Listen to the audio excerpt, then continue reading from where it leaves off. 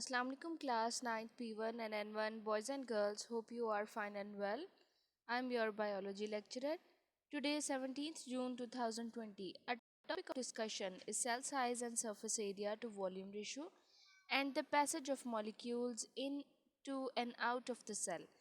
आज जो हम अपना टॉपिक पढ़ रहे हैं cell size and surface area to volume ratio, ये टॉपिक जो है ये एमसीक्यूज और शॉर्ट क्वेश्चन के लिए मोस्ट इंपॉर्टेंट है, ठीक है, according to the board point of view, ठीक है। और उसके बाद हम पढ़ेंगे passage of molecules into and out of the cell, कि किस तरह मटेरियल्स जो है मॉलिक्यूल जो है वो सेल के अंदर और अंदर से बाहर इन दूसरे सेल्स में जाते हैं, ठीक है। तो सबसे पहले हम पढ़ेंगे cell size and surface area to volume ratio. Cells जो हैं वो चेंज होते हैं अपने अपने साइज से रिलेटेड, यानी जितने भी सेल्स हैं तमाम सेल्स का एक ही साइज़ नहीं होता, सब सेल्स का डिफरेंट साइज़ होता है, ठीक है। स्मॉलेस्ट सेल जो है बैक्टीरिया का उसका नाम है माइकोप्लाज्मा। अब माइकोप्लाज्मा एक स्मॉलेस्ट सेल है बैक्टीरिया, ठीक है, और इसका जो डायमीटर होता है वो 0.1 माइक्रोमीटर टू 1 माइक्रोमीटर तक होता है। इसके अलावा जो बल्किएस्ट सेल्स होते हैं, ठीक है, लाइक बर्ड एग्स, और लॉन्गेस्ट सेल्स होते हैं मसल सेल्स, नर्व सेल्स, और काफ़ी ज़्यादा सेल्स ऐसे होते हैं जो कि इन एक्सट्रीम्स के अंदर प्रेजेंट होते हैं, यानी विद डिफरेंट रेंजेस। लाइक कुछ सेल्स ऐसे होंगे जो कि बहुत ज़्यादा लार्ज होंगे, कुछ सेल्स ऐसे होंगे जो बहुत ज़्यादा स्मॉल होंगे, और कुछ ऐसे होंगे जो इन बिटवीन आ रहे हैं, इंटरमीडिएट सिचुएशन में आ रहे हैं, ठीक है। तो इस तरह डिफरेंट सेल्स जो होते हैं, जैसे कि हमने बर्ड सेल्स की बात की, तो बर्ड सेल्स जो हैं वो बल्की होते हैं। वो क्यों बल्की होते हैं? इस वजह से क्योंकि उन्होंने अपने अंदर लार्ज अमाउंट रखनी होती है न्यूट्रिएंट्स की फॉर द डेवलपिंग यंग्स, ठीक है, कि जो डेवलपमेंट हो रही है न्यू न्यू यंग वन की, ठीक है, तो वो इसी एग के अंदर जो न्यूट्रिशन है उससे ही लेता है। इसके अलावा जैसे लॉन्ग सेल्स की हमने बात की कि लॉन्ग सेल्स मसल सेल्स, अब मसल सेल्स जो होते हैं वो डिफरेंट बॉडी पार्ट्स को एक दूसरे की तरफ खींचते हैं, एक दूसरे से धकेलते हैं, ठीक है, तो उसके लिए वो लॉन्ग चाहिए होते हैं। इस तरह नर्व सेल्स जो होते हैं वो भी लॉन्ग होते हैं। क्यों? क्योंकि इस वजह से कि उन्होंने ट्रांसमिट करना होता है मैसेजेस को from one part of the body to another, ठीक है। इसके अलावा जो स्मॉल साइज़ होते हैं, स्मॉल साइज़ के भी बहुत बेनिफिट्स होते हैं। अब स्मॉल साइज़ जो मॉलिक्यूल्स होते हैं, फॉर एग्जांपल अगर हम एग्जांपल ले रेड ब्लड सेल्स की, तो रेड ब्लड सेल्स का डायमीटर है 8 माइक्रोमीटर, और 8 माइक्रोमीटर इतना छोटा डायमीटर है कि ये जो ब्लड सेल्स होते हैं ये आज़ादाना जो बहुत बारीक सी ब्लड वेसल्स है उसमें से भी गुजर सकते हैं, like blood capillaries. Blood capillaries जो होती हैं ये इतनी बारीक होती हैं, सिंगल सेल थिकनेस होती है, और इसके अंदर से जो हीमोग्लोबिन है, रेड ब्लड सेल जो हैं वो इसके अंदर से गुजर सकते हैं। नेक्स्ट अगर हम रिलेशन देखें वॉल्यूम का लार्ज सेल के हवाले से और स्मॉल सेल के हवाले से, तो क्या होता है कि जो लार्ज सेल्स होते हैं उनका लेस सरफेस एरिया होता है, जबकि स्मॉल सेल्स होते हैं उनका ज़्यादा सरफेस एरिया होता है। अब इसका क्या मतलब है कि लार्ज सेल्स का स्मॉल सरफेस एरिया है, लेस सरफेस एरिया, और स्मॉल सेल्स का ज़्यादा सरफेस एरिया है। अगर हम इसकी कैलकुलेशन करें तो हम देखेंगे कि एक क्यूब जो है, अगर एक लार्ज क्यूब होगा उसका जब हम एरिया कैलकुलेट करेंगे, ठीक है, तो उसका एरिया जो है वो कम आएगा as compare to small cube. Small cubes जो हैं उनका एरिया जो है वो ज़्यादा होगा, ठीक है।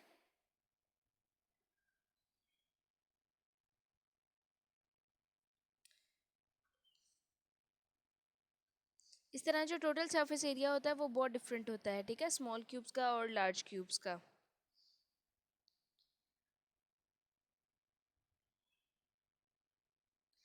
अब जितने भी न्यूट्रिएंट्स होते हैं सेल के अंदर या उसका वेस्ट प्रोडक्शन होता है, ठीक है, ये तमाम चीज़ें जो हैं ये डायरेक्टली प्रोपोर्शनल होती हैं सेल वॉल्यूम के। अब एक सेल जो है जिसके अंदर एक लार्ज सेल है, अब लार्ज सेल जो है उसके अंदर न्यूट्रिएंट्स और वेस्ट की अमाउंट भी ज़्यादा होती है, ठीक है, इसलिए लार्ज सेल जो है वो डिमांड करते हैं लार्ज सरफेस एरिया। लेकिन इससे पहले हमने पढ़ा कि जो लार्ज सेल्स हैं, लार्ज वॉल्यूम सेल हैं, उनका सरफेस एरिया कम होता है और स्मॉल सेल्स का सरफेस एरिया ज़्यादा होता है। तो ये जो नीड है न्यूट्रिएंट्स की और रेट ऑफ वेस्ट प्रोडक्शन जो है, ये दोनों चीज़ें डायरेक्टली प्रोपोर्शनल होती हैं सेल के वॉल्यूम के, ठीक है। और सेल जो है वो अपटेक करता है न्यूट्रिएंट को और एक्सक्रीट करता है अपने अंदर से वेस्ट प्रोडक्ट को, ताकि इसका जो अंदर का सरफेस एरिया है वो मेंटेन रह सके। ठीक है। और इस लिहाज से जो सेल है वो डिमांड करता है कि उसका सरफेस एरिया जो है वो लार्ज होना चाहिए।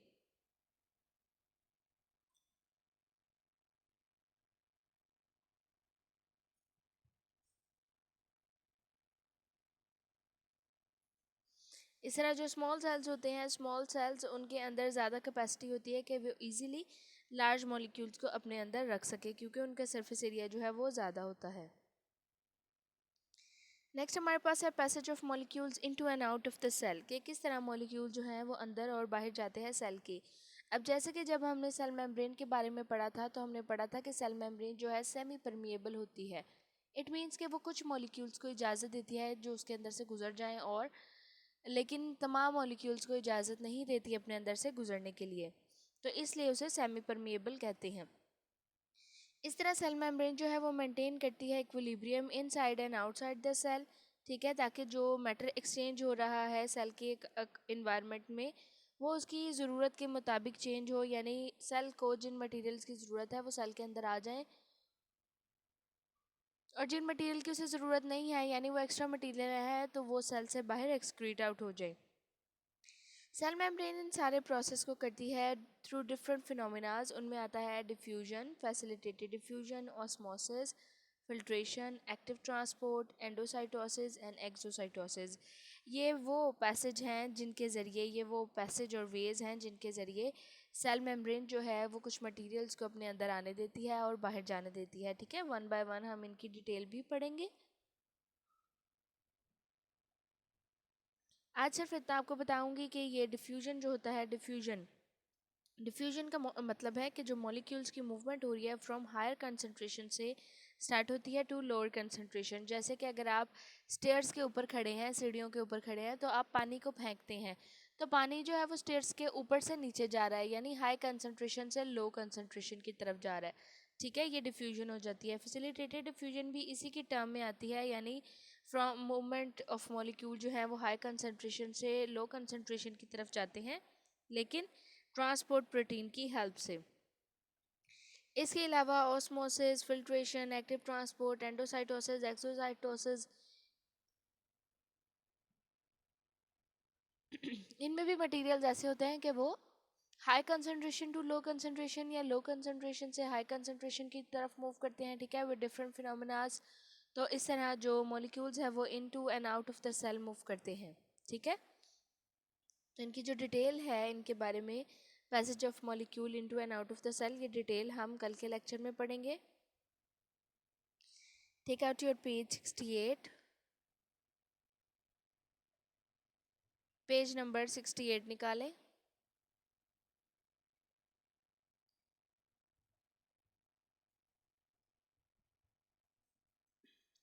पेज नंबर 68 में जो टॉपिक है आपका cell size and surface area to volume ratio, इसके आप ऊपर लिखेंगे कि important for short question and MCQs. Cells vary greatly in size, the smallest cells are bacteria called mycoplasma. ये एमसीक्यू के लिए इंपॉर्टेंट है कि स्मॉलेस्ट सेल जो है उसका क्या नाम है, विद इट्स डायमीटर, और डायमीटर है इसका 0.1 micrometre to 1 micrometre. The bulkiest cells are bird egg and the longest cells are some muscle cells and nerve cells. Most cells lie between these extremes. Cell size and shape are related to the cell function. जैसे कि हमने कल के lecture में भी cell size और shape के बारे में पढ़ा था कि जो स्ट्रक्चर है और जो फंक्शन है वो एक दूसरे से रिलेट करते हैं। Birds' eggs are bulky because they contain a large amount of nutrients for developing young. Long muscles have efficient in pulling different body parts together. Lengthy nerve cells can transmit messages between different parts of the body. On the other hand, small size also has many benefits. For example, human blood cells are only 8 micrometer in diameter, therefore can move through our tiniest blood vessels, that is capillaries. तो blood, human red blood cell जो है उनका size 8 micrometer होता है। ये भी important है for MCQs.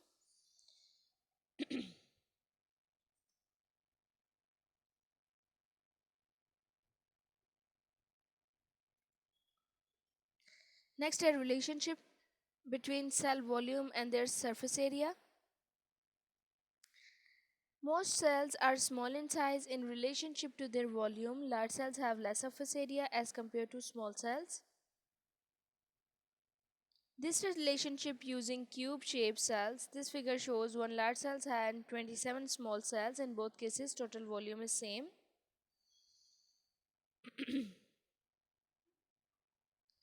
अच्छा, अब ये डायग्राम में आप देखें, डायग्राम में हमारे पास दो क्यूब्स हैं, ठीक है। एक है large surface area, large volume cube, और एक है स्मॉल वॉल्यूम क्यूब, ठीक है। तो अगर आप देखें कि जो लार्ज वॉल्यूम का क्यूब है उसका सरफेस एरिया कम है, जबकि स्मॉल वॉल्यूम के जो क्यूब्स हैं उनका सरफेस एरिया ज़्यादा है, ठीक है। यानी एक लार्ज वॉल्यूम जो है, लार्ज वॉल्यूम, अगर उसका आप सरफेस एरिया निकालें तो वो 5400 माइक्रोमीटर स्क्वायर के इक्वल आता है। अगर स्मॉल क्यूब जो उतनी ही जगह पे आ रहे हैं तो स्मॉल क्यूब एक लार्ज वॉल्यूम क्यूब की जगह स्मॉल 27 क्यूब्स हैं। और अगर हर क्यूब का आप वॉल्यूम निकालें और फिर उसको 27 से मल्टीप्लाई करें तो बनता है 16,200 माइक्रोमीटर स्क्वायर।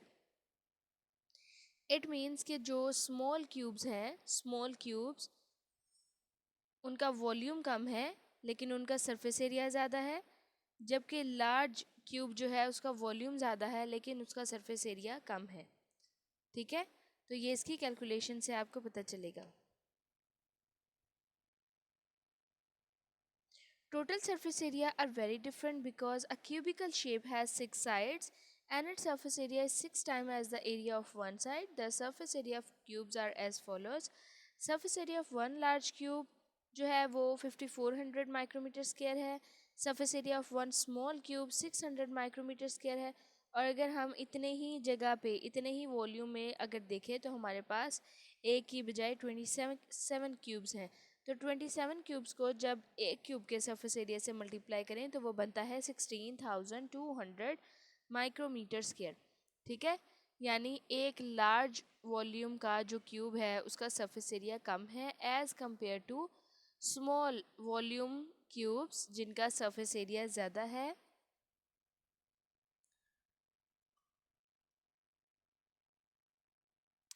नेक्स्ट पेज पे, पेज नंबर 69 पर सबसे ऊपर आप क्वेश्चन लिखें, why a cell demand, why a large volume cell demand large surface area, Y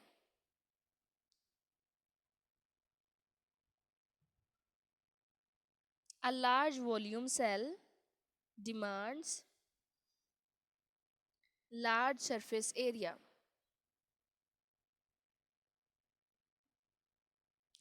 Need of nutrient and the rate of waste production are directly proportional to cell volume. Cells take up nutrients and excrete waste through its surface cell membrane. So a large volume cell demands large surface area. ठीक है, यहाँ तक इस question का answer है। और next है, but as figure show a large cells has a much smaller surface area relative to its volume than smaller cells have. Hence, we conclude that membranes of small cells can serve their volume more easily than the membrane of large cells. ठीक है, ये diagram में हमने देखा कि जो large cell volume है वो स्मॉल सरफेस एरिया है, जबकि स्मॉल सेल्स जो हैं उनका लार्ज सरफेस एरिया है। इट मीन्स के जो लार्ज सरफेस एरिया है स्मॉल सेल्स का वो सर्व्स करते हैं अपना फंक्शन ताकि वो इजीली मटेरियल को अपने अंदर होल्ड कर सकें।